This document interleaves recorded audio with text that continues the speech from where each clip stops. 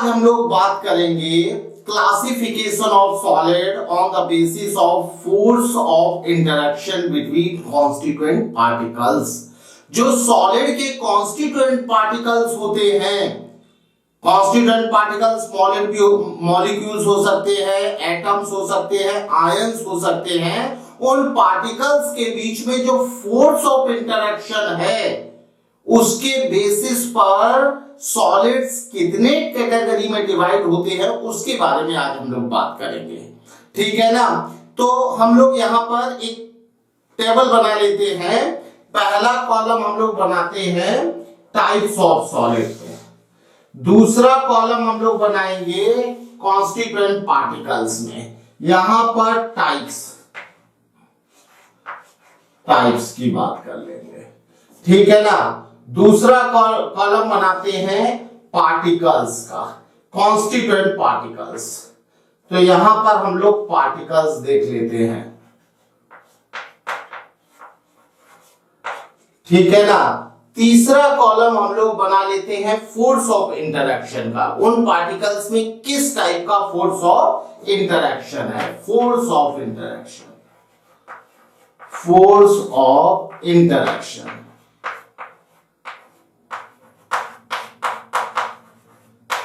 ठीक है ना। इसके बाद हम लोग नेक्स्ट कॉलम एग्जांपल्स का बना लेते हैं। इनके एग्जांपल्स क्या हैं?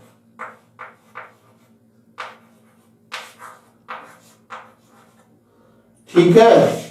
फिर इसके बाद अगला कॉलम हम लोग बना लेते हैं फिजिकल स्टेट का, फिजिकल स्टेट,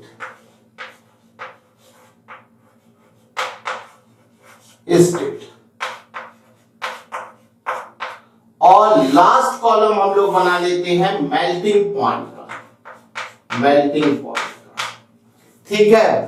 तो पहला टाइप है molecular solid. Molecular solid first type है molecular solid.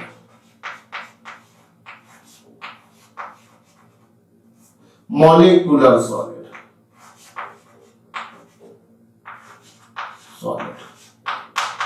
Molecular solid. Molecular solid में कॉन्स्टिट्यूएंट पार्टिकल्स होते हैं मॉलिक्यूल्स। और इसमें फोर्स ऑफ अट्रैक्शन, मॉलिक्यूल्स में जो फोर्स ऑफ अट्रैक्शन होता है उनके बेसिस पर इसमें हम तीन टाइप में डिवाइड कर सकते हैं। हम ये कह सकते हैं मॉलिक्यूल्स के बीच में तीन टाइप के फोर्स ऑफ अट्रैक्शन होते हैं। एक नॉन पोलर मॉलिक्यूल्स, एक होता है non polar, non polar molecule.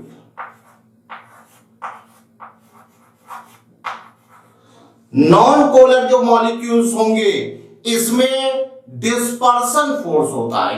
कैसा फोर्स होता है? Dispersion force.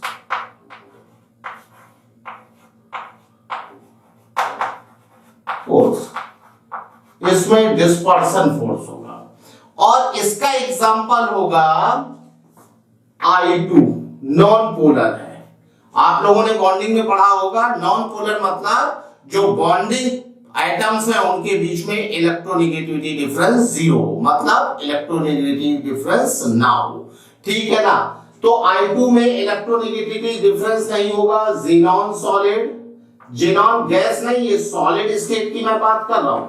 Xenon solid C6H6, CCl4, C6H6 और CCl4।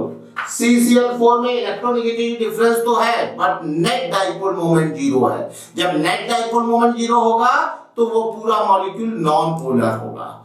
ठीक है ना। हाइड्रोजन और ऐसे बहुत सारे मॉलिक्यूल है, Cl2 एक्सेट्रा। ठीक है ना।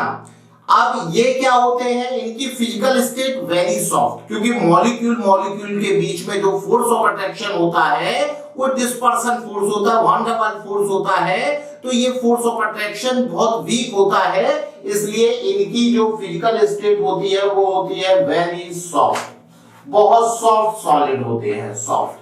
और मेल्टिंग पॉइंट इनका वेरी लो होगा, very low melting point, very low melting point,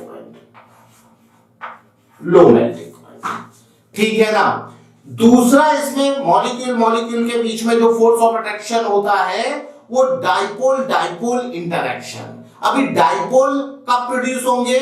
जब मॉलिक्यूल पोलर मॉलिक्यूल होगा। दूसरा होगा पोलर मॉलिक्यूल, पोलर मॉलिक्यूल होगा, और पोलर मॉलिक्यूल में force of attraction dipole dipole interaction होगा। इसमें डाइपोल डाइपोल फोर्स होगा, डाइपोल डाइपोल। ये जो फोर्स होता है थोड़ा सा स्ट्रांग होता है in comparison to dispersion force, ठीक है ना। तो इसमें वो मॉलिक्यूल होंगे जिनका नेट डाइपोल मोमेंट जीरो नहीं होगा, मतलब मॉलिक्यूल जो एटम्स होंगे कॉन्स्टिट्यूएंट एटम बॉन्डिंग एटम्स होंगे उनके बीच इलेक्ट्रोनेगेटिव डिफरेंस होगा, और net dipole moment electronegative difference तो CCl4 में भी है लेकिन उसका नेट डाइपोल मोमेंट जीरो है, म्यू नेट जीरो है, यहां पर म्यू नेट नॉन जीरो होगा, ठीक है ना। HCl SO2 SF4 ये एग्जांपल है। इनकी जो फिजिकल स्टेट है ये भी सॉफ्ट होंगे क्योंकि डाइपोल डाइपोल इंटरेक्शन भी बहुत स्ट्रांग नहीं होता है, ये भी सॉफ्ट होंगे, सॉफ्ट होंगे। और इसका लो होगा, मेल्टिंग पॉइंट कम होगा।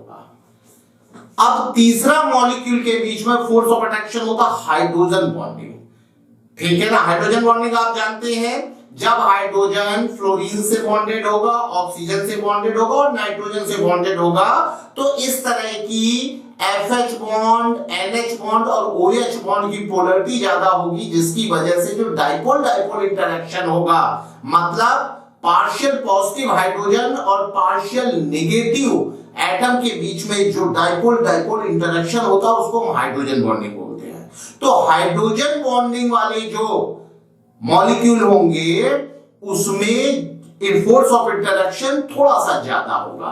तो थर्ड हम लोग बात कर लेते हैं हाइड्रोजन बॉन्डिंग की। बॉन्ड, हाइड्रोजन बॉन्ड, और हाइड्रोजन बॉन्ड में फोर्स डाइपोल डाइपोल इंटरेक्शन ही होता है, ठीक है ना। जैसे वाटर H3BO3 H2O, वाटर में हाइड्रोजन बॉन्डिंग होती है, और H3BO3, ये जो सॉलिड्स होंगे इसमें हाइड्रोजन बॉन्डिंग है। अभी ये सॉलिड हार्ड होंगे, क्यों? क्योंकि इसमें जो मॉलिक्यूल के बीच में इंटरेक्शन है वो थोड़ा सा स्ट्रॉन्ग है। ये क्या होंगे? हार्ड होंगे, इनके मेल्टिंग पॉइंट भी लो होंगे, ठीक है ना। तो ये तो हमारा सॉलिड का टाइप हो गया मॉलिक्यूलर सॉलिड, जिसमें कॉन्स्टिट्यूएंट पार्टिकल्स मॉलिक्यूल होंगे, ठीक है ना। दूसरा टाइप है आयनिक सॉलिड का। आयनिक सॉलिड क्या होते हैं? जिसमें कॉन्स्टिट्यूएंट पार्टिकल्स आयंस होते हैं। दूसरा हमारा टाइप है आयनिक सॉलिड, आयनिक सॉलिड, आयनिक सॉलिड। इसमें कॉन्स्टिट्यूएंट पार्टिकल्स क्या होते हैं? आयंस होते हैं। और यहां पर जो फोर्स ऑफ अट्रैक्शन होता है वो कूलॉम्ब फोर्स, आयंस के बीच में जो फोर्स ऑफ अट्रैक्शन होता है वो कूलॉम्ब फोर्स आप लोग जानते हैं। when two charged particles are separated at some distance then they experience a force, this force is known as Coulomb force.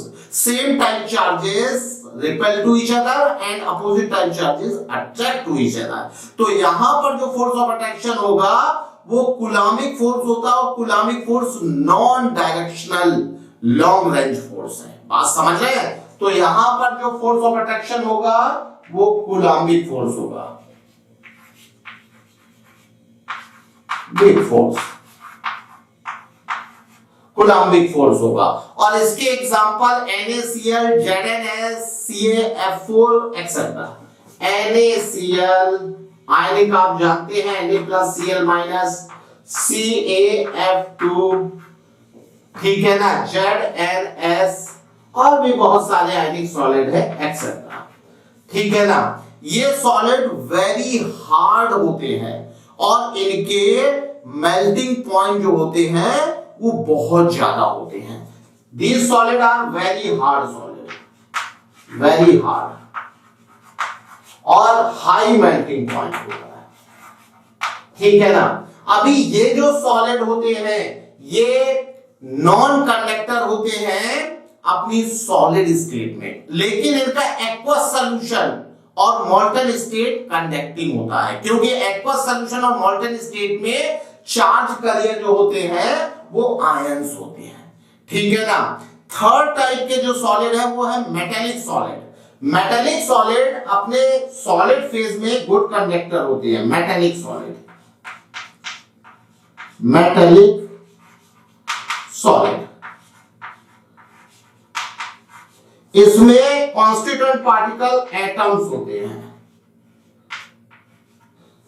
Metallic solid में क्या होता है कि एटम्स तो होते हैं, लेकिन वो एटम्स अपने आउटर मोस्ट इलेक्ट्रॉन को फ्री कर देते हैं। ऐसे इलेक्ट्रॉन्स को हम फ्री इलेक्ट्रॉन कहते हैं, और ये फ्री इलेक्ट्रॉन मेटेलिक सॉलिड में कंडक्शन के लिए रिस्पॉन्सिबल होते हैं। तो जो मेटेलिक सॉलिड होते हैं वो सॉलिड स्टेट में गुड कंडक्टर होते हैं। ठीक है ना। तो यहां पर जो फोर्स है वो फोर्स कैसा होगा, मेटेलिक बॉन्ड होगा। अब मेटेलिक बॉन्ड का आपको आइडिया होगा, जो फ्री इलेक्ट्रॉन्स होते हैं वो पॉजिटिव कैटायंस जो कि अपनी पोजीशन पर फिक्स होते हैं उनसे फोर्स ऑफ अट्रैक्शन रखते हैं, जिसे बोलते हैं मेटेलिक बॉन्ड। तो यहां पर जो फोर्स ऑफ अट्रैक्शन है वो है मेटेलिक बॉन्ड।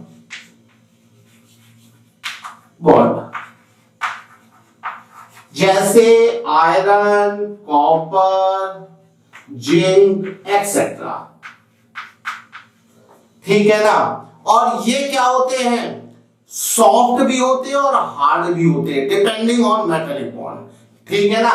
इसमें जो फिजिकल स्टेट होती है वो सॉफ्ट से हार्ड तक कुछ भी हो सकती है। किस पर डिपेंड करेगा, डिपेंडिंग ऑन मेटेलिक बॉन्ड। अगर मेटेलिक बॉन्ड स्ट्रॉन्ग होगी तो हार्ड होंगे, और मेटेलिक बॉन्ड वीक होगी तो क्या होंगे, सॉफ्ट होंगे। इनके मेल्टिंग पॉइंट लो भी हो सकते हैं और हाई भी हो सकते हैं। ये लो टू हाई कुछ भी होता है। ठीक है ना। अब फोर्थ टाइप का जो आपका सॉलिड है वो है कोवलेंट सॉलिड और नेटवर्क सॉलिड। ठीक है ना। कोवलेंट सॉलिड और नेटवर्क सॉलिड, फोर्थ टाइप का है कोवलेंट सॉलिड और नेटवर्क सॉलिड।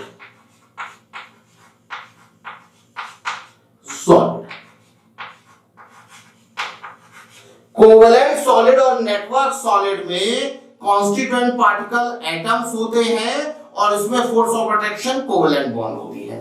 इसमें एटम्स होते हैं, force of attraction covalent bond होती है, बॉन्ड होती है। ठीक है। यहां पर देखिए मेटेलिक सॉलिड में भी एटम है और कोवलेंट और नेटवर्क सॉलिड में भी एटम है, लेकिन यहां पर मेटेलिक सॉलिड में क्या होता है, मेटेलिक सॉलिड अपने सॉलिड स्टेट में गुड कंडक्टर होते हैं ड्यू टू फ्री इलेक्ट्रॉन्स, लेकिन ये क्या होते हैं, इंसुलेटर होते हैं, केवल ग्रेफाइट को छोड़ के बाकी सारे इंसुलेटर होते हैं। यहां पर force of attraction metallic bond थी। मेटेलिक बॉन्ड क्या होती है, फ्री इलेक्ट्रॉन और पॉजिटिव कैटायन के बीच में जो फोर्स ऑफ अट्रैक्शन होता है, और यहां पर जो फोर्स ऑफ अट्रैक्शन होता है वो कोवलेंट बॉन्ड होती है। बहुत सारे एटम कोवलेंट बॉन्ड से एक नेटवर्क बनाते हैं। ठीक है ना। और यहां पर बहुत सारी कोवलेंट बॉन्ड बनती हैं, इसलिए ये सॉलिड क्या होते हैं, वेरी हार्ड होते हैं। ग्रेफाइट केवल एक ऐसा है जो सॉफ्ट है, बाकी सारे नेटवर्क सॉलिड हार्ड होते हैं। और ग्रेफाइट क्या है, सॉलिड स्टेट में कंडक्टर है, बाकी नेटवर्क सॉलिड नॉन कंडक्टर होते हैं। बात समझ रहे हैं। तो इसका एग्जांपल है डायमंड, कार्बन, डायमंड कार्बन का एलोट्रोप है डायमंड, और graphite,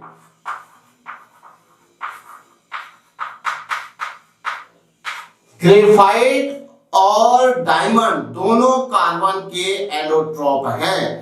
SiO2 Al, SiO2 aluminium nitride. ठीक है ना। ये सारे क्या है, नेटवर्क सॉलिड है, और ये बहुत हार्ड होते हैं। मतलब नेचुरली हार्डेस्ट मटेरियल जो है, नेचुरली अकरिंग हार्डेस्ट मटेरियल है डायमंड। और SiO2 ये भी बहुत हार्ड होता है, SiO2 सिलिका है, ये भी बहुत हार्ड होता है। तो ये वेरी हार्ड होते हैं, वेरी हार्ड।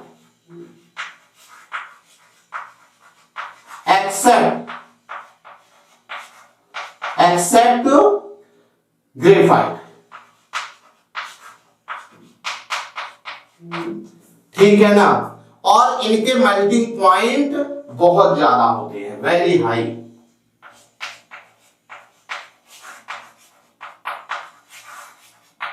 देखिए कोवलेंट बॉन्ड आयनिक बॉन्ड से वीक होती है, फिर भी नेटवर्क सॉलिड जो होते हैं वो क्या होते हैं, आयनिक जो सॉलिड है उनसे ज्यादा हार्ड होते हैं। उसका रीजन ये है कि single covalent bond between two atom जो कोवलेंट बॉन्ड होती है वो आयनिक बॉन्ड से वीक है, लेकिन नेटवर्क सॉलिड में एक एटम बहुत सारी कोवलेंट बॉन्ड फॉर्म करता है, इसीलिए उसकी हार्डनेस बढ़ जाती है। तो ये हमारा सॉलिड्स का क्लासिफिकेशन था on the basis of force of interaction between particles. Particle में भी मॉलिक्यूल, एटम और आयंस, ठीक है।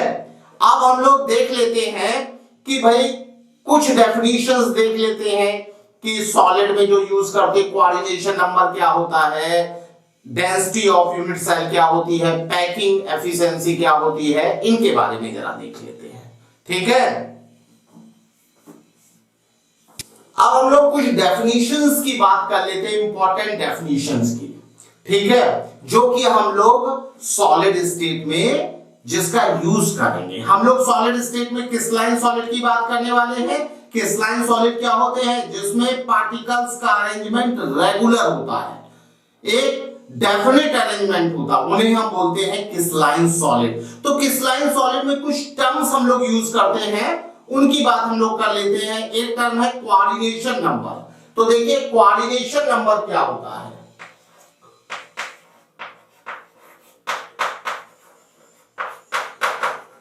Number, coordination number. Coordination number देखिए क्या होगा, जो हमारा क्रिस्टलाइन सॉलिड का अरेंजमेंट है उसमें हम लोग बात कर चुके हैं कि एक सबसे स्मॉलेस्ट जो शेप होगी जो कि हमारे क्रिस्टलाइन सॉलिड में रेगुलरली रिपीट हो रही होगी, जिसको हम यूनिट सेल बोलेंगे। बात समझ रहे हैं, वो रेगुलरली रिपीट होकर पूरा क्रिस्टलाइन सॉलिड फॉर्म करेगा, ठीक है ना। तो यहां पर जो हमारा कोऑर्डिनेशन नंबर है ये क्या है, the number of nearest neighbours sphere in A packing of crystalline solid is called coordination number. Crystalline solid में जो किसी एटम के पास नियरेस्ट एटम्स होंगे उन्हें हम बोलेंगे कोऑर्डिनेशन नंबर। अब नियरेस्ट एटम क्या होंगे, किसी एटम से टच करने वाले जितने एटम्स होंगे उसे हम बोलेंगे कोऑर्डिनेशन नंबर, ठीक है ना। तो यहां पर हम लोग ये कह सकते हैं the number of nearest spheres in crystalline arrangement of an atom is known as coordination number. The number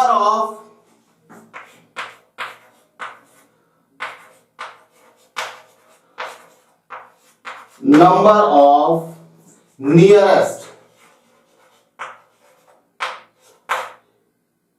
spheres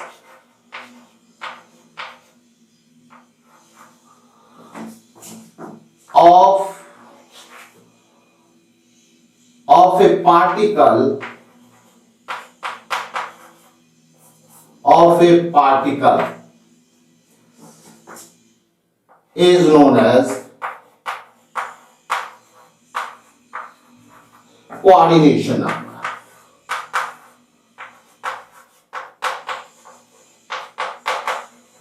number.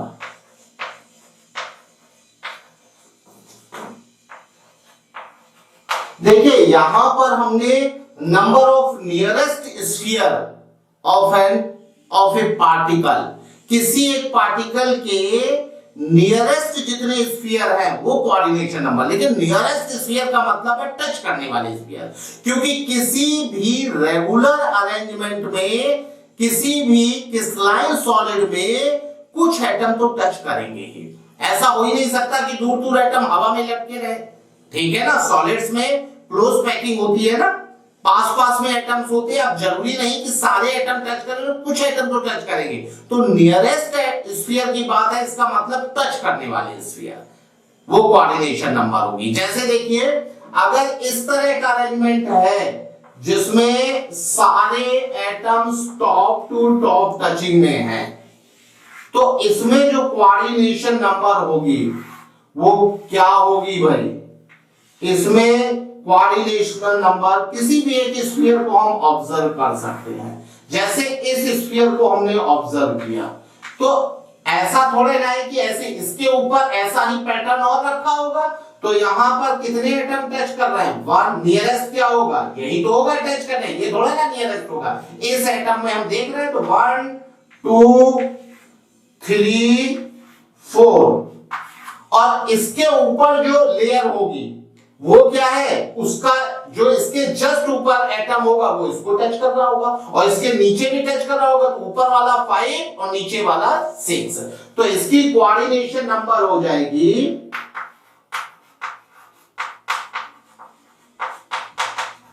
Coordination number क्या होगी? Is equal to 6। ठीक है ना? क्यों? क्योंकि ऐसा थोड़े ना है, यहां पर इसको एक ऊपर से टच कर रहा होगा, एक नीचे से टच कर, भाई ऐसा ही पैटर्न इसके ऊपर होगा और इसके पीछे भी होगा। तो इसको टच करने वाले कितने एटम होंगे? 6 एटम होंगे, तो इसकी कोऑर्डिनेशन नंबर 6 होगी। कोऑर्डिनेशन नंबर क्या होती है? किसी पार्टिकल से टच करने वाले जितने एटम्स होंगे वो उस अरेंजमेंट की कोऑर्डिनेशन नंबर होगी, वो इस क्रिस्टलाइन सॉलिड की कोऑर्डिनेशन नंबर होगी। ठीक है, अब हम लोग बात कर लेते हैं डेंसिटी ऑफ यूनिट सेल की। Density of unit cell, next बात है density of unit cell. Density of unit cell, density of unit cell. देखिए, डेंसिटी ऑफ यूनिट सेल क्या होगी? It is the ratio of mass of sphere present in a unit cell and total volume of unit cell. Density क्या होती है? Mass present in unit volume is known as density. तो यहां पे unit cell की बात है, तो यूनिट सेल में जितने एटम्स स्फीयर प्रेजेंट होंगे, पार्टिकल्स प्रेजेंट होंगे, उनका मास अपॉन यूनिट सेल। भाई उसने जो भी पार्टिकल्स प्रेजेंट है यूनिट सेल में, उसने कितना वॉल्यूम ऑक्युपाई किया है? जो यूनिट सेल का वॉल्यूम है। तो यहां पर डेंसिटी ऑफ यूनिट सेल होगी, it is the ratio of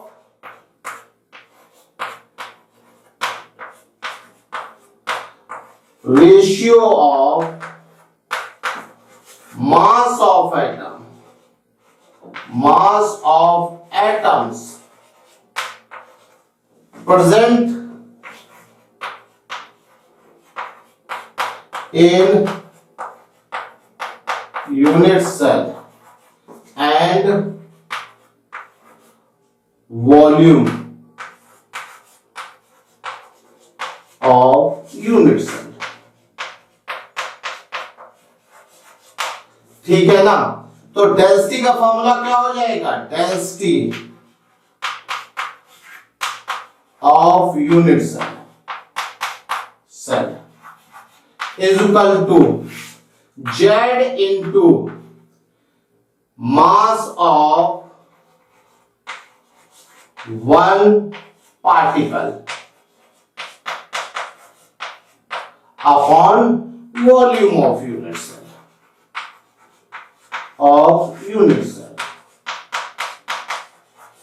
देखिए Z क्या है? Z है number of atoms present in one unit cell. Z है number of atoms present in one unit cell, one unit cell एक unit cell में जो number of atoms present होंगे। तो यहां पर अगर हम लोग बात करें तो फॉर्मूला हमारा हो जाएगा Z into 4 by sorry mass of unit cell. अब mass of one particle upon volume of unit cell की बात है, बताइए। तो यहां पर हम लोग बात कर सकते हैं mass of one unit cell की बजाय mass of total atoms present in a unit cell upon, तो इसमें हम लोग एक बात कर सकते हैं, यहां पर हम लोग एक मोल का मास ले लेते हैं, ठीक है ना, मास of one mole solid, mass of one mole solid, mass of one mole solid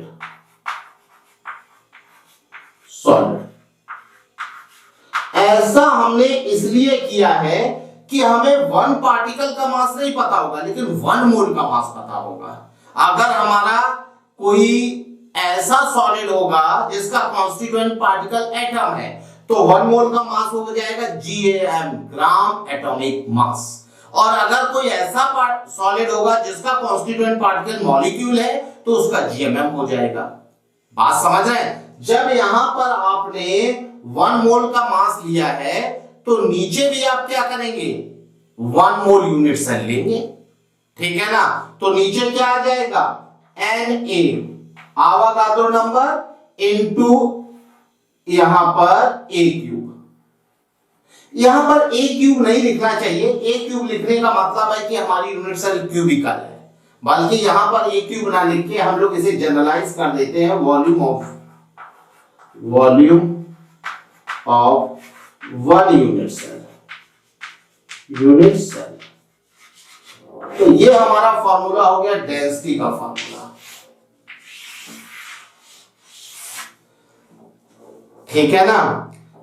अगर आप देखें तो यहां पर मास of one mole solid upon Na से डिवाइड कर दिया है तो वो यही आ गया मास ऑफ वन पार्टिकल, ठीक है ना।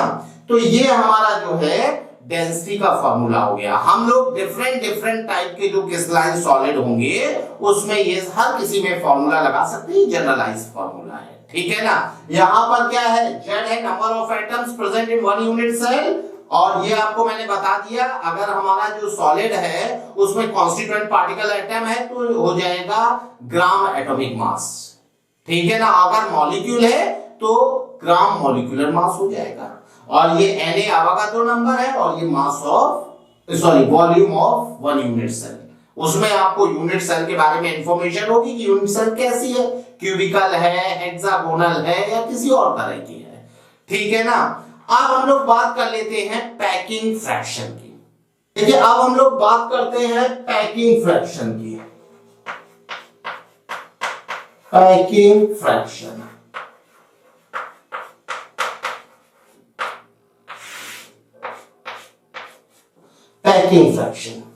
ये पैकिंग फ्रैक्शन क्या होता है, आपको पता है कि कोई भी क्रिस्टलाइन सॉलिड होगा उसमें कुछ ना कुछ वैकेंट स्पेस होगा, क्योंकि हमारे पार्टिकल एटम आयन और मॉलिक्यूल होते हैं और वो स्फेरिकल शेप में होते हैं, और स्फीयर्स को आप कितना भी क्लोज पैकिंग करेंगे वैकेंट स्पेस बचेगा, ठीक है ना। कोई भी आप अरेंजमेंट करेंगे, चाहे आपका ये अरेंजमेंट हो, टॉप टू टॉप टचिंग वाला अरेंजमेंट हो, चाहे आपका ऐसा अरेंजमेंट हो, भाई कोई भी आप अरेंजमेंट करते हैं उसमें आपका वैकेंट स्पेस तो बचेगा ही। ऐसा कोई अरेंजमेंट नहीं है जिसमें वैकेंट स्पेस ना बचे। ये हमारे एटम्स हैं और ये हमारा वैकेंट स्पेस है। तो पैकिंग फ्रैक्शन क्या होता है, पैकिंग फ्रैक्शन सॉलिड के वॉल्यूम का वो फ्रैक्शन होता है जिसको पार्टिकल्स ने ऑक्यूपाई किया है। Fraction of volume of crystalline solid which is occupied by particles of solid is known as packing fraction. Fraction of fraction of volume of crystalline solid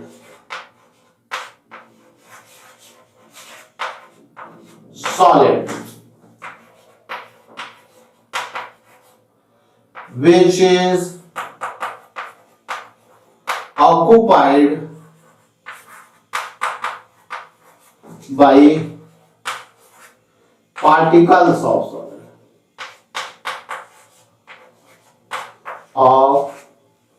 solid is known as packing fraction.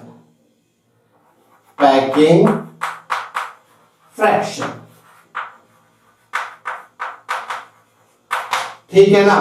तो packing fraction का formula क्या हो जाएगा? Packing fraction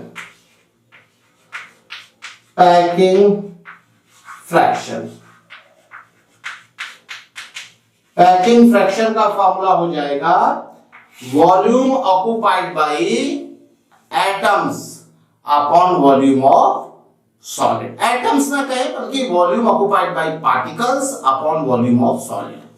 volume occupied by particles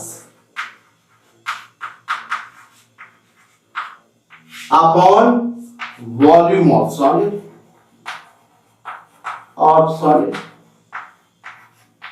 अब देखिए, चूंकि हमारे unit cell मतलब बिल्कुल टच में होते हैं, उनके बीच में कोई गैपिंग नहीं होती है, तो एक यूनिट सेल का जो पैकिंग फ्रैक्शन होगा वो पूरे सॉलिड का होगा। तो यहां पर हम लोग बात कर सकते हैं volume of particles present in a unit cell upon volume of unit cell. तो यहां पर हम लोग बात कर सकते हैं volume of particles present in unit cell upon volume of unit cell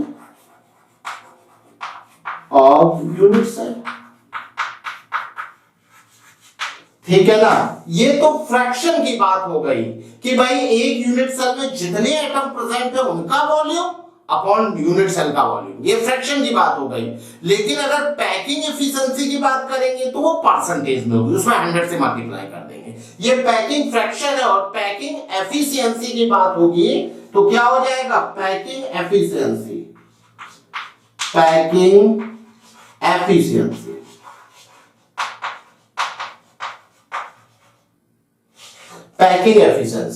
packing efficiency होगा volume of particles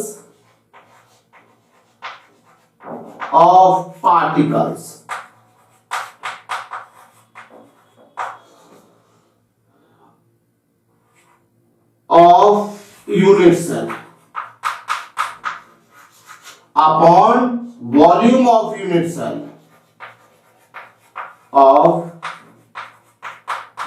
cell into 100, इतना परसेंटेज। ठीक है ना। एफिशिएंसी परसेंटेज में होगी और फ्रैक्शन हमेशा 1 में होता है। फ्रैक्शन मतलब पार्ट फ्रैक्शन हमेशा 1 से कम होगा और एफिशिएंसी परसेंटेज में होती है। तो ये तो पैकिंग एफिशिएंसी हो गई। अब हम लोग बात कर लेते हैं कि सॉलिड में स्ट्रक्चर्स कितने टाइप के होते हैं, उसकी बात कर लेते हैं। अब हम लोग बात कर लेते हैं स्ट्रक्चर ऑफ सॉलिड्स की। ठीक है, स्ट्रक्चर्स ऑफ सॉलिड।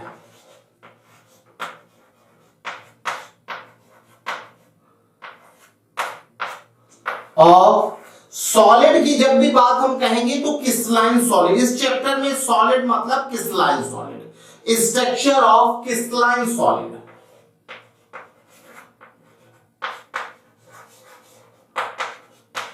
सॉलिड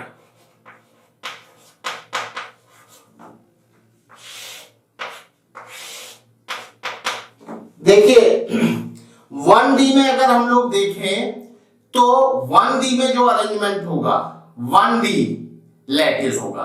भाई लैटिस आप जानते हैं, लैटिस मतलब यूनिट सेल। तो अगर 1D लैटिस होगा तो किस तरह का स्ट्रक्चर होगा? तो 1D lattice, one dimensional lattice. One dimensional lattice में क्या होगा? जो एटम्स होंगे वो इस तरह से अरेंज होंगे, लीनियरली अरेंज होंगे एंड सो ऑन। तो ये 1D में होगा। बात समझ रहे हैं? अब दो एटम्स के बीच का सेपरेशन D है, ठीक है। तो यहां पर दो एटम्स के बीच का सेपरेशन D है, D should be greater than 2R। R क्या है? R एक एटम की रेडियस है। भाई ऐसा भाई टच कर रहे होंगे तो 2R के बराबर होगा, ठीक है ना। तो 1D अरेंजमेंट में क्या होगा? D हमेशा 2R से बड़ा होगा, ठीक है ना। और ये पैकिंग क्लोज पैकिंग नहीं होती है, not close packing, it is not close packing.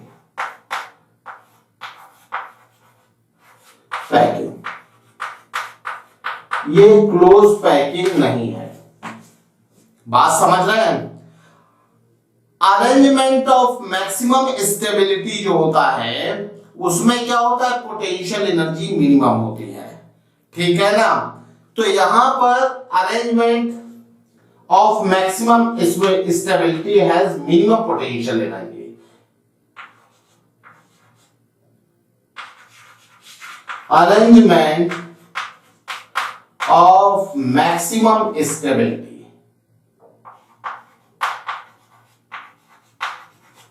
stability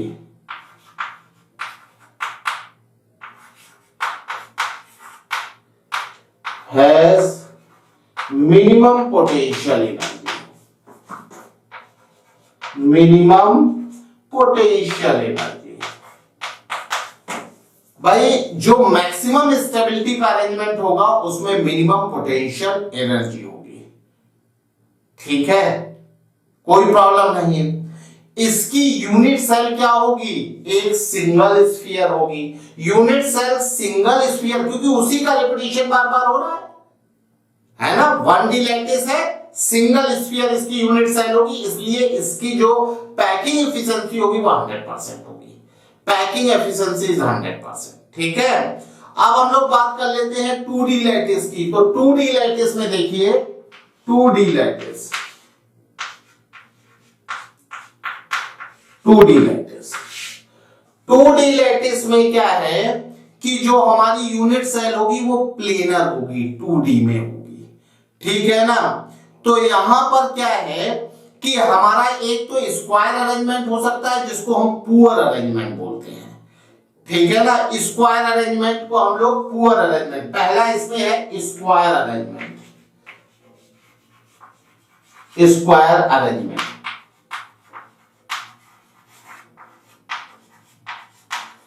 ये है हमारा पुअर अरेंजमेंट।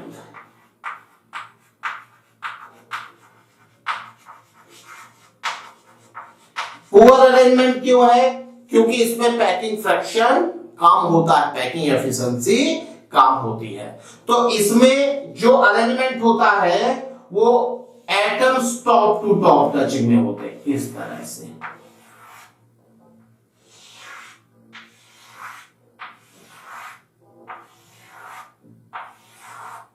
यहां पर ये हमारा स्क्वायर अरेंजमेंट ये है। तो इसमें क्या होता है? स्क्वायर अरेंजमेंट होता है और इसमें जो लेयर्स होती है वो कैसी होती है? ए टाइप का अरेंजमेंट होता है। ये ए लेयर है, फिर ए है, फिर ए है, मतलब एक जैसी layer top to top touching में होती है, ठीक है ना। अब इसमें क्या होता है? प्रिमिटिव और नॉन प्रिमिटिव। प्रिमिटिव जानते हैं और नॉन प्रिमिटिव में क्या होता है? सेंटर्स केवल यूनिट सेल के कॉर्नर पर होते हैं। नॉन प्रिमिटिव में एक अंदर भी होता है। तो इसमें भी दो अरेंजमेंट है, एक है प्रिमिटिव अरेंजमेंट और एक है नॉन प्रिमिटिव। प्रिमिटिव और नॉन प्रिमिटिव। नॉन प्रिमिटिव में क्या होता है? नॉन प्रिमिटिव में यूनिट सेल के सेंटर में भी एटम होगा, ठीक है ना। तो प्रिमिटिव में क्या होगा, जो यूनिट सेल है उसके कॉर्नर पर ही पार्टिकल होंगे और नॉन प्रिमिटिव में एक पार्टिकल अंदर होगा।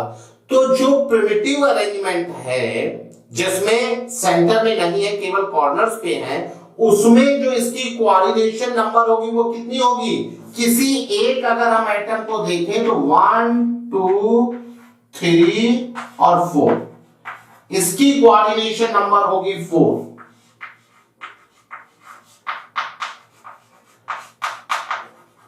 नंबर कितना होगा, 4 होगा, ठीक है ना। और नॉन प्रिमिटिव में क्या होगा, ये जो यूनिट सेल है इसके बीच में भी एक पार्टिकल आ जाएगा, तो यहां पर कोऑर्डिनेशन नंबर कितनी हो जाएगी, बताइए भाई। नॉन प्रिमिटिव में कोऑर्डिनेशन नंबर कितनी हो जाएगी, उस केस में भी कितनी होगी, 4 होगी या ज्यादा होगी, उस केस में भी कोऑर्डिनेशन नंबर 4 ही रहेगी, ठीक है ना। कोऑर्डिनेशन नंबर इसमें भी कितना होगा, 4 होगा, ठीक है ना। अच्छा, number of atom in one unit cell, अगर number of atom in one unit cell की बात करेंगे तो प्रिमिटिव के केस में 1 होगा। नंबर ऑफ एटम्स, यहां पर अगर हम लोग नंबर ऑफ एटम्स की बात करेंगे, किसमें, number of atoms in one unit cell, तो देखिए 1/4 ये है, 1/4 ये है, 1/4 ये है, 1/4 ये है, ये कितना है 1/4, ये भी है 1/4, ये भी है 1/4 और ये भी है 1/4। अभी हम लोग किसकी, प्रिमिटिव की बात कर रहे हैं, ये सेंटर वाला एटम नहीं है, तो नंबर ऑफ एटम कितना, 1/4 1/4 1/4 1/4, टोटल हो गया 1। और नॉन प्रिमिटिव के केस में एक एटम सेंटर में आ जाएगा, तो कितने हो जाएंगे, 2, 1/4 1/4 1/4, एक पूरा पूरा अंदर है। तो नॉन प्रिमिटिव के केस में नंबर ऑफ एटम्स हो जाएंगे, नंबर ऑफ एटम्स कितना हो जाएंगे, number of atoms is equal to 1 + 1 is equal to 2, ठीक है। अगर हम लोग यहां पर पैकिंग एफिशिएंसी निकालेंगे तो पैकिंग एफिशिएंसी क्या होगी भाई, पैकिंग एफिशिएंसी, पैकिंग एफिशिएंसी,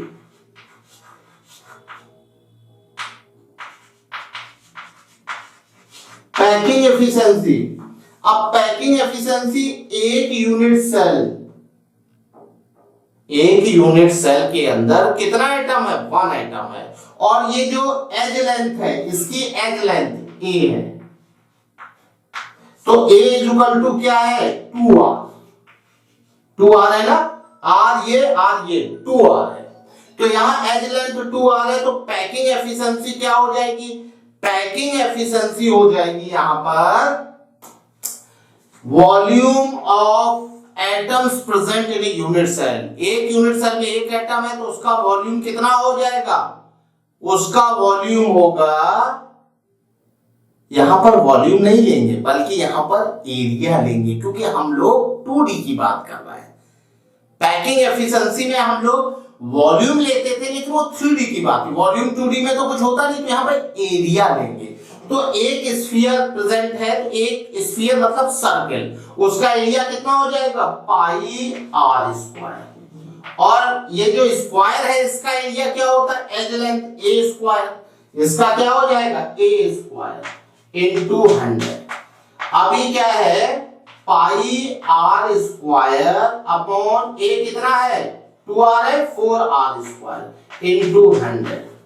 तो यहां से r कैंसिल हो जाएगा और पाई की वैल्यू 3.14 होगी, तो ये 78.5% आएगा, कितना आएगा, 78.5%। आप कैलकुलेट करके देख लीजिएगा,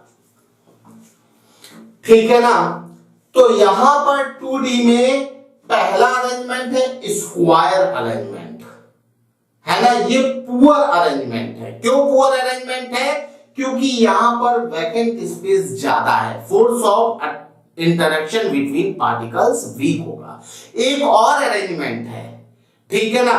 hexagonal arrangement, hexagonal arrangement better arrangement है क्योंकि उसका पैकिंग फ्रैक्शन कुछ ज्यादा होता है, वो हम लोग देख लेते हैं। तो यहां पर 2D लैटिस में एक हेक्सागोनल अरेंजमेंट है, उसकी बात कर लेते हैं। 2D लैटिस में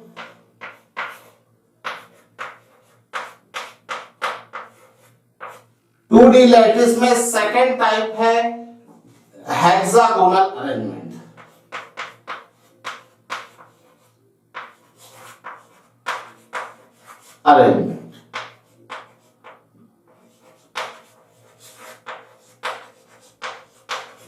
हेक्सागोनल अरेंजमेंट में देखिए क्या होता है।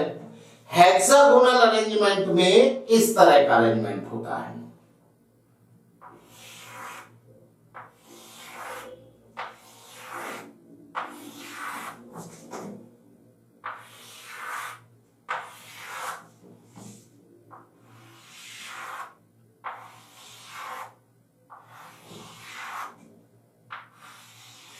दो के बीच में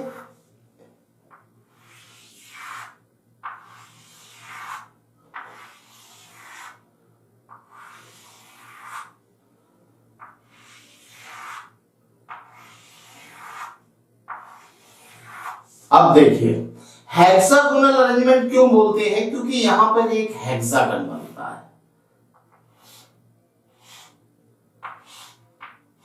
ये तो यहां पर क्या है, हेक्सागन बनेगा जिसकी साइड आर आर। हेक्सागन की साइड क्या हो जाएगी, अगर हम इसकी साइड को ए बोले, ये साइड लेंथ इसकी ए है, तो ए क्या हो जाएगा, ए इज इक्वल टू 2r। ए क्या हो जाएगा, 2r हो जाएगा। और इसमें जो लेयर का अरेंजमेंट होता है वो पहले क्या है, ए लेयर है, फिर ये बी लेयर, फिर वो सिमिलर लेयर आ गई ए लेयर। देखिए इसके ठीक सामने ये है सिमिलर लेयर है ना, तो ये ए लेयर फिर B layer and so on. ठीक है, इसमें जो कोऑर्डिनेशन नंबर होगी वो इसकी कोऑर्डिनेशन नंबर कितनी हो जाएगी, देख लेते हैं। 1 2 3 4 5 6 कोऑर्डिनेशन नंबर 6 होगी। इसमें कोऑर्डिनेशन नंबर 6 होगी।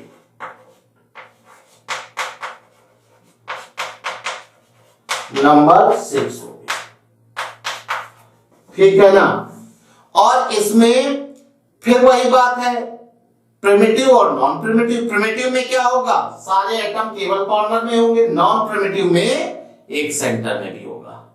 बताइए, तो जब यहां पर देखेंगे तो 1/6 1/6 1/6 1/6 है पार्ट, बात समझ रहे हैं। तो ये कितना हो जाएगा, प्रिमिटिव के केस में 1 एटम होगा और नॉन प्रिमिटिव के केस में 3 एटम्स होंगे, 2 एटम्स और आएंगे।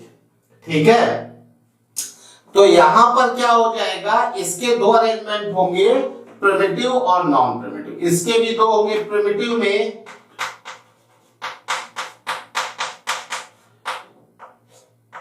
नंबर ऑफ एटम्स कितने होंगे, इज इक्वल टू 1। और नॉन प्रिमिटिव में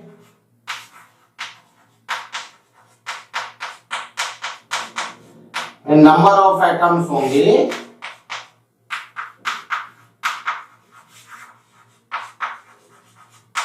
इज इक्वल टू 3। ठीक है ना, नंबर ऑफ एटम्स कितने होंगे, 3 होंगे।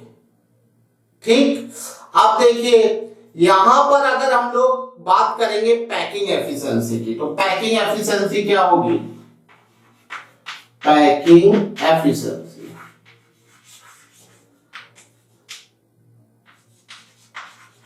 पैकिंग एफिशिएंसी तो पैकिंग एफिशिएंसी यहां पर अगर हम लोग बात करेंगे और हम लोग नॉन प्रिमिटिव की बात करें, नॉन प्रिमिटिव, ये नॉन प्रिमिटिव ही है क्योंकि यहां पे बीच में एक एटम है, जब सेंटर में एक एटम होगा तो नॉन प्रिमिटिव। तो यहां पर अगर हम लोग नॉन प्रिमिटिव की बात करेंगे तो नॉन प्रिमिटिव में कितने हैं, 3 एटम्स हैं, तो इनका एरिया क्या हो जाएगा, 3 into πr²। ठीक है ना। और हेक्सागन का एरिया क्या होता है, 6 into √3/4 2r²। 6 इंटू √3/4 2r का स्क्वायर इंटू 100। अब यहां से r स्क्वायर कैंसिल हो जाएगा और इसको कैलकुलेट करेंगे तो इसका पैकिंग फ्रैक्शन 90.6% आएगा। कितना आएगा? 90.6%। कैलकुलेट करके देखिएगा। इसीलिए ये क्या है, जो हेक्सागोनल अरेंजमेंट है, it is a better arrangement. ये बेटर अरेंजमेंट है।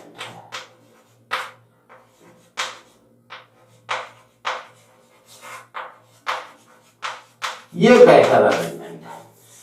जो स्क्वायर अरेंजमेंट था वो पुअर अरेंजमेंट है और ये बेटर अरेंजमेंट है। बात समझ रहे हैं? कोऑर्डिनेशन नंबर 6 है। कोई प्रॉब्लम? ठीक। अब हम लोग बात कर लेते हैं 3D लैटिस की। 3D लैटिस देखिए क्या होते हैं। अब हम लोग बात कर लेते हैं 3D लैटिस की। अब 3D लैटिस कैसे बनती है? जब 2D लैटिस को हम लोग क्लोज करके रख देते हैं, ठीक है ना। 1D लैटिस को क्लोज करके रखेंगे तो बन जाएगा 2D लैटिस, और 2D लैटिस को अगर हम क्लोज रख देंगे तो 3D लैटिस बन जाएगा। और 3D लैटिस के बेसिस पर क्रिस्टलाइन सॉलिड को हमने 7 टाइप्स में डिवाइड किया है। ये बात हम लोग पहले लास्ट लेक्चर में डिस्कस कर चुके हैं, तो आप पहले उन लेक्चर्स को देखिए और उसके बाद आपको 3D लैटिस के डिफरेंट टाइप्स आपको पता पड़ेंगे और 7 टाइप के 3D लैटिस होते हैं। ठीक है, तो 3D लैटिस जो फॉर्म होता है वो 2D लैटिस को क्लोजली अरेंज करने पर फॉर्म होता है। तो हम लोग 3D लैटिस की बात कर लेते हैं। 3D lattice,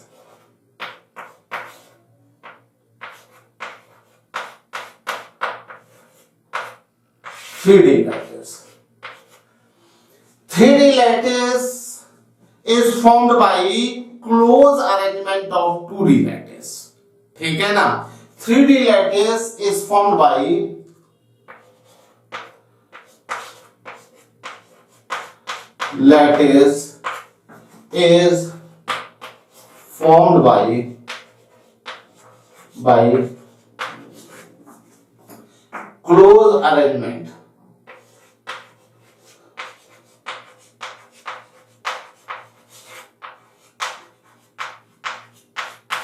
close arrangement of 2D lattice.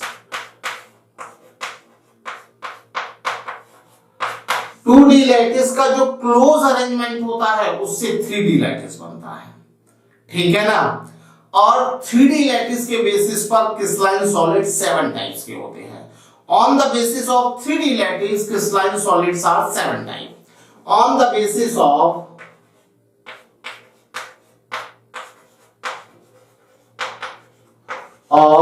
3D lattice,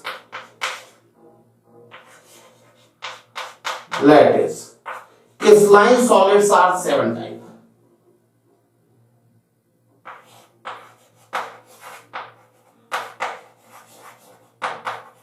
Solids are 7 types. First हम लोग बात कर सकते हैं cubic crystalline solid. Cubic crystalline solid,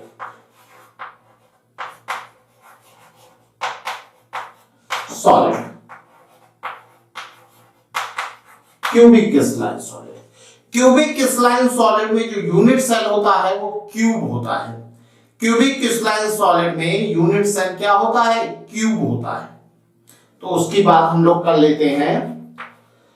unit cell is cube, unit cell is cube. ठीक है ना। These are 3 types. These are 3 types. These are 3 types.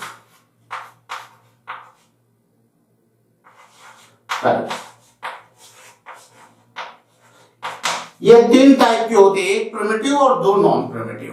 ठीक है ना। तो पहला टाइप है simple cubic crystalline solid.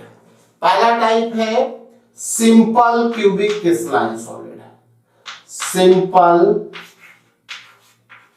Cubic crystalline solid,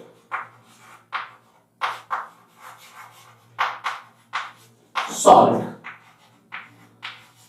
simple cubic crystalline solid.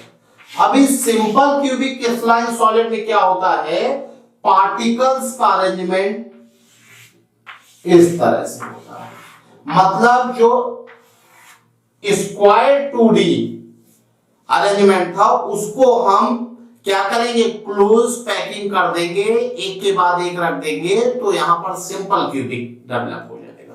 तो सिंपल क्यूबिक में इस तरह से पार्टिकल अरेंज होते हैं, लेकिन यहां पर जो स्क्वायर 2D अरेंजमेंट था उसी अरेंजमेंट को हम क्लोज पैकिंग में रखते हैं। तो ये देखिए, इसके ऊपर एक और इस तरह से, इसके ऊपर एक और, ये आपको 2D में दिख रहा है, 3D में नहीं बना सकते हैं। 3D में अगर बनाना है तो 3D में आप ये समझिए कि ये पहले रखा है, इसके ऊपर टॉप टू टॉप टचिंग में हमने एटम्स अरेंज कर दिए, इस तरह से हमने क्या किया, इसकी विड्थ को गेन किया, ठीक है ना। तो यहां पर सिंपल क्यूबिक में अगर हम लोग यूनिट सेल देखेंगे तो क्यूबिक होगी यूनिट सेल, और क्यूबिक यूनिट सेल में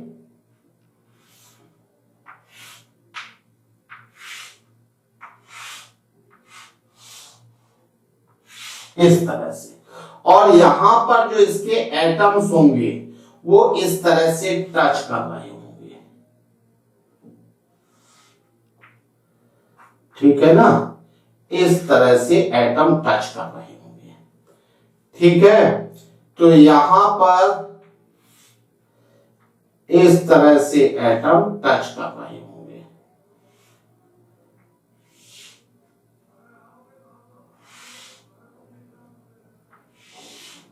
इस तरह से,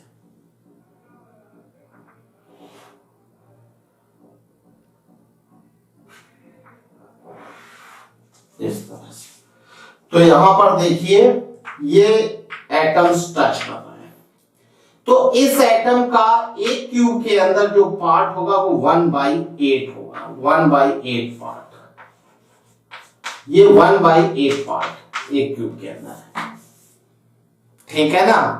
तो यहां पर क्या है, number of atoms present in one unit cell, number of atom, number of atoms present in one unit cell, one unit cell। देखिए 1/8 एक एटम का कंट्रीब्यूशन, और कितने एटम होंगे, एक इस कॉर्नर पे, एक इस पर, इस पर, इस पर, टोटल 8 एटम होंगे, 8 कॉर्नर होते हैं ना, तो 8 एटम होंगे इनटू 8, मतलब टोटल 1 एटम एक यूनिट सेल के अंदर होगा, ठीक है, 1 एटम एक यूनिट सेल के अंदर होगा। और इसकी कोऑर्डिनेशन नंबर क्या होगी कि किसी एक एटम से कितने एटम टच कर रहे होंगे। तो देखिए अगर इसको हम लेंगे तो क्या होगा, 1 2 3 4, और चूंकि ये क्या है, इसके ऊपर भी ऐसे ही अरेंजमेंट, उसके नीचे भी ऐसे ही अरेंजमेंट, तो ऊपर वाला 5 नीचे वाला 6, तो कोऑर्डिनेशन नंबर हो जाएगी 6, नेशन नंबर क्या हो जाएगी, 6 होगी, कोऑर्डिनेशन नंबर 6 होगी। और पैकिंग एफिशिएंसी क्या होगी, पैकिंग एफिशिएंसी देखिए, packing efficiency, packing efficiency, packing efficiency के लिए हमें क्या निकालना पड़ेगा, पैकिंग एफिशिएंसी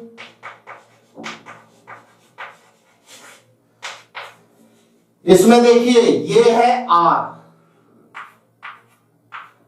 एटम की रेडियस ये है R, तो इसका मतलब ये जो एज लेंथ है A, वो क्या हो जाएगी, A equal to 2R। Packing efficiency क्या होगी, Z यहां पर कितना है, Z इज इक्वल टू 1 है, Z ये है ना, नंबर, ये क्या है, number of atom, it is Z. तो Z1 और N2। अब यहां पर 3D है तो हम लोग 1 एटम का वॉल्यूम, एक यूनिट सेल के अंदर एक एटम है तो उसका हम लोग यहां पर वॉल्यूम लेंगे। अभी यहां पर वॉल्यूम कितना हो जाएगा, 4/3 पाई r क्यूब। और यूनिट सेल का वॉल्यूम क्या है, क्यूब है, a क्यूब मतलब 8r क्यूब इनटू 100। ठीक है, ये लगभग 52% आएगा। कितना आएगा, लगभग आप कैलकुलेट करिएगा 52% आएगा। आप कैलकुलेट कर लीजिएगा, इसका कैलकुलेशन करेंगे तो लगभग 52% आएगा। ठीक है, अब हम लोग बात कर लेते हैं दूसरे इसके टाइप की, जिसमें यूनिट सेल क्या हो, क्यूबिक क्रिस्टलाइन सॉलिड हो। अच्छा, इसको हम लोग शॉर्ट में सिंपल क्यूबिक भी लिखते हैं, एससी भी लिखते हैं। ये तो प्रिमिटिव था क्योंकि सारे पार्टिकल्स यूनिट सेल के कॉर्नर पर थे। अब दो नॉन प्रिमिटिव होते हैं, तो जरा हम लोग नॉन प्रिमिटिव देख लेते हैं। Non primitive cubic crystalline solid की बात कर लेते हैं। तो सेकंड है हमारा body centred cubic crystalline solid. Second हमारा क्यूबिक क्रिस्टलाइन सॉलिड है body centred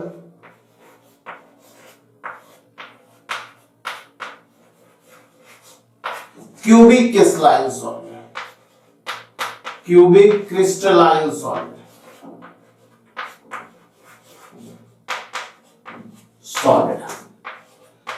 body centred cubic crystalline solid, इसको शॉर्ट में हम लोग लिखते हैं BCC।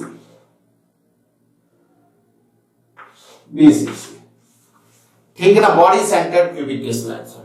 Body centred cubic crystalline solid में क्या होगा, देखिए जो अरेंजमेंट होगा वो अरेंजमेंट कुछ इस टाइप का होगा।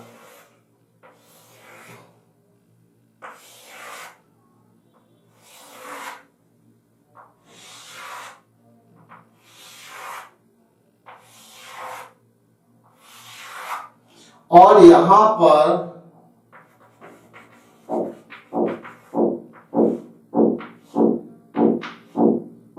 इस तरह से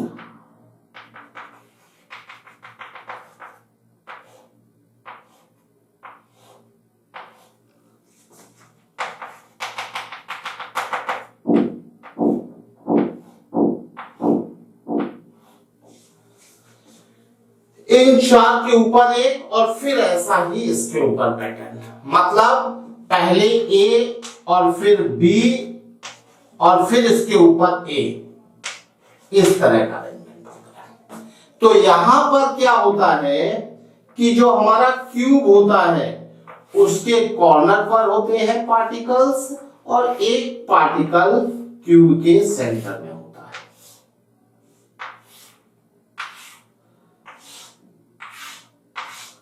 ठीक है ना, ये देखिए एक पार्टिकल हमारा क्यूब के सेंटर में है, इसके कॉर्नर पर पार्टिकल है, बात समझने की कोशिश करिए।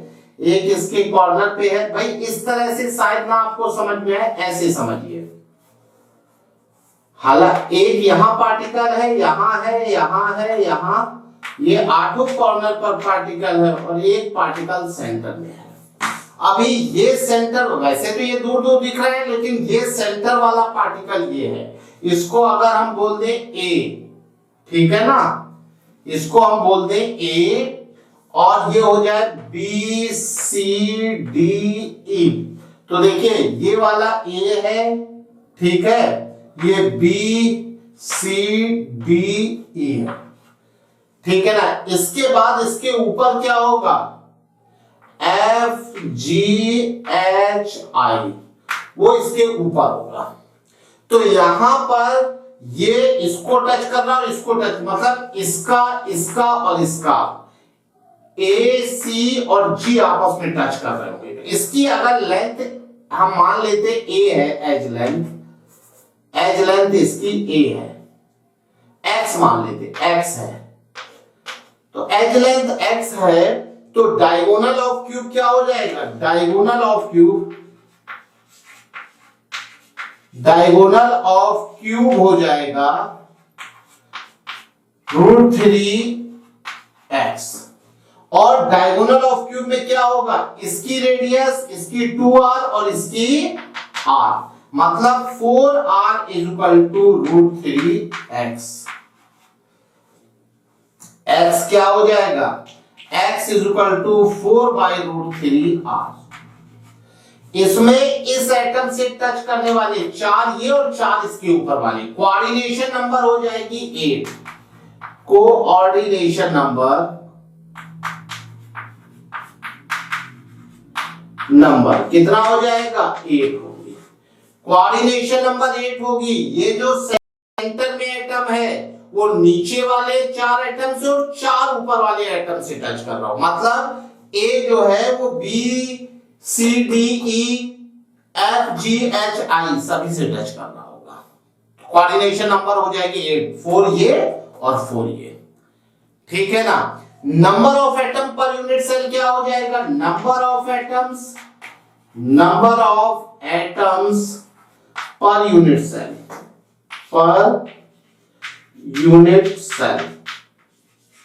Number of atom per unit cell कितना हो जाएगा, 1/8 × 8 और +1 मतलब 2 हो जाएगी,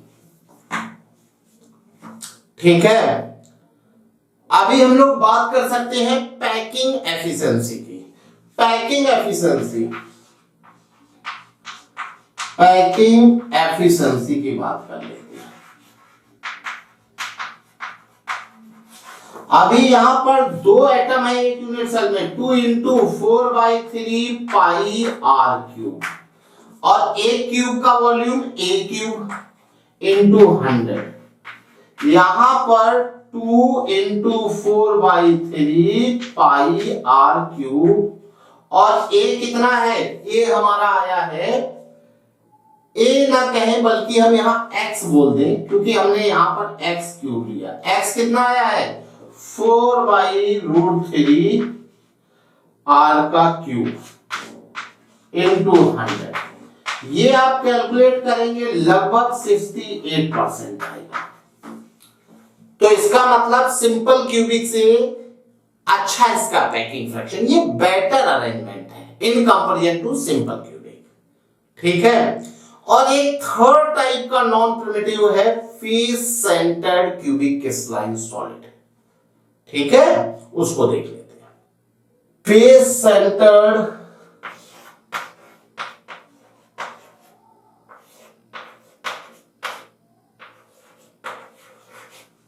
क्यूबिक क्रिस्टलाइन सॉलिड,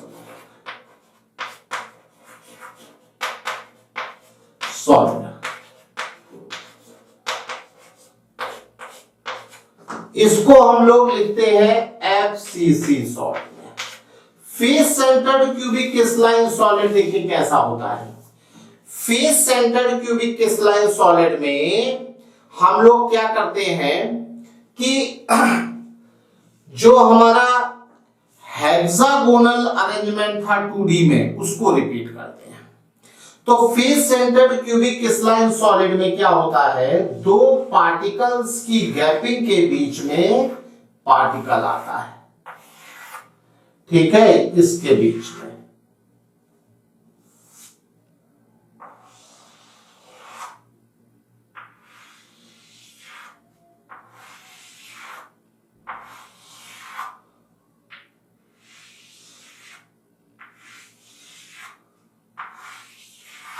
और ये जो होता है ये एक फेस है, ठीक है ना। जैसे यहां पर अगर हम लोग 3D में देखें तो कुछ इस तरह का अरेंजमेंट होगा।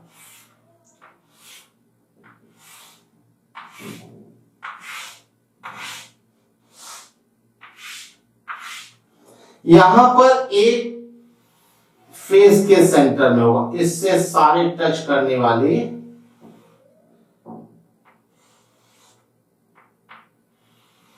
इस तरह से। अब इसका आधा पार्ट तो इसके अंदर होगा इस तरह से, और आधा इसके बाहर होगा।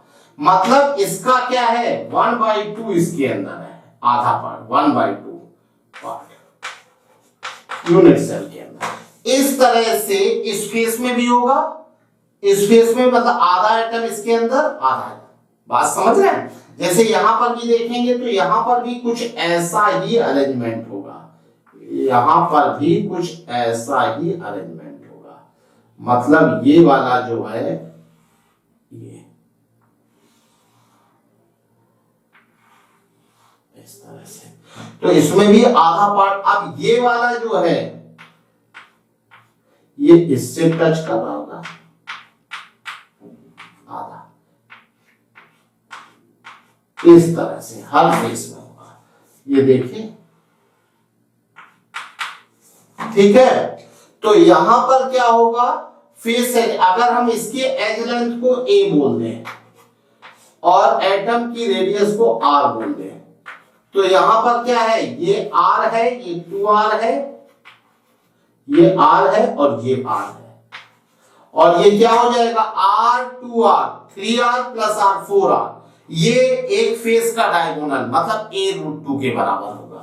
4r is equal to a√2, यहां से a आ जाएगा 4r बाई √2, ये 2√2,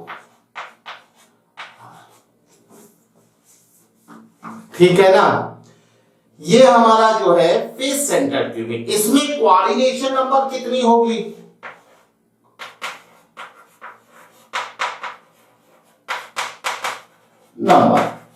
कोऑर्डिनेशन नंबर कितना होगा, देखिए हमें कोऑर्डिनेशन नंबर देखना है तो किसी इस एटम को हम लोग ले लें, इस एटम को, तो ये देखिए किससे टच कर रहा है, 1 2 3 और 4, इस वाले से, और एक इससे भी तो टच कर रहा है 5, फिर एक इस फेस से होगा, भाई यहां पे जो सेंटर में होगा उससे भी ये टच कर रहा होगा, 6 7 8 ये हो गए, और इसी तरह से 4 ऊपर होंगे, तो कितना हो जाएगा टोटल 12, 4 उसके फेस में। ये देखिए ये क्या है 1, इसको अगर हम देख रहे हैं तो 1 2 3 4, 4 टच कर रहा है। अब यहां वाला जो फेस है ये होगा 1 2 3 4, 1 2 3 4।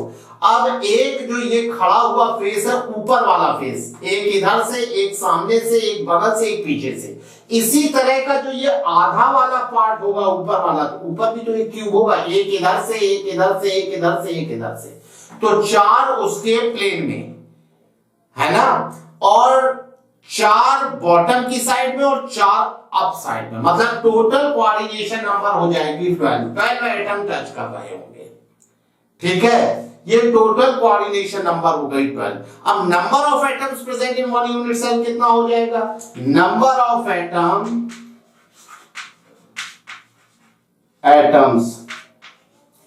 Present in one unit cell कितना हो जाएगा भाई, 1/8 इंटू 8 प्लस, अब ये जो है 1/2 इंटू 6, 6 फेस है, इस फेस का आधा है इतना, इस फेस का, इसका हर फेस का आधा आधा, अंदर 6 फेसेस है, तो कितना हो जाएगा टोटल 4 हो जाएगी। Number of atoms present in one unit cell 4 हो जाएगा, ठीक है। अब हम लोग बात कर लेते हैं पैकिंग एफिशिएंसी की, पैकिंग एफिशिएंसी। पैकिंग एफिशिएंसी क्या होगी, 4 एटम प्रेजेंट है, 4/3 पाई r³ अपॉन a³ a कितना है 2√2 r का क्यूब इंटू 100, ठीक है ना।